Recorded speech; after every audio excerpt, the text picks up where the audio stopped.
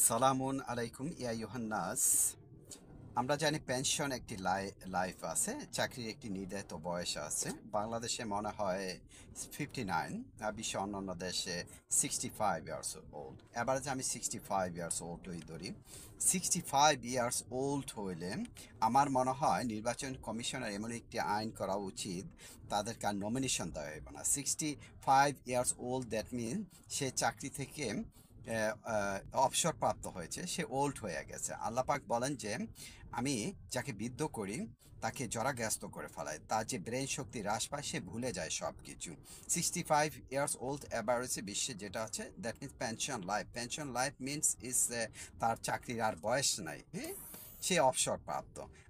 সরকার, এই রাজনীতিবিদ যারা আছে, যখন জনগণ তাকে সিলেক্ট করে ভোট দিয়ে তাকে দেশ চালানোর জন্য তাকে সুযোগ দেওয়া হয়, সে একটি সরকারি জব তার জন্য।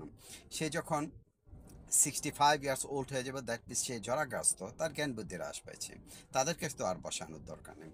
এই 65 ইয়ার্স ওল্ড নির্বাচন কমিশনের এমন একটা আইন করা উচিত, তারা আর নমিনেশন পাইবে না 65 ওভার হইলে, কারণ তারা হচ্ছে বৃদ্ধ, জরাগ্রস্ত, তারা সব কিছু ভুলে যায়। আর বাংলাদেশ এটা করলে বেস্ট, কারণ বিশ্ব অন্যান্য দেশে আছে যারা যখন পেনশনে লাইফ যায় রাজনীতি থেকে তারা অবসর প্রাপ্ত হয়, কিন্তু বাংলাদেশে তো আপনি আইন না থাকলে কিছু করবে না মৃত্যুর আগ পর্যন্ত। বাংলাদেশে এমন লোক আছে যে বয়স হয়ে গেছে, জরাগ্রস্ত হয়ে গেছে, চলতে পারে না, মুখ দিয়ে থেবড়ি পড়ছে, হ্যাঁ, জ্ঞান বুদ্ধি হ্রাস পাইছে, তারাও ওই ক্ষমতা থেকে যেতে চায় না, তারা আবার প্রাইম মিনিস্টার হবে ফিউচারে, এই ধরনের চিন্তা ভাবনা।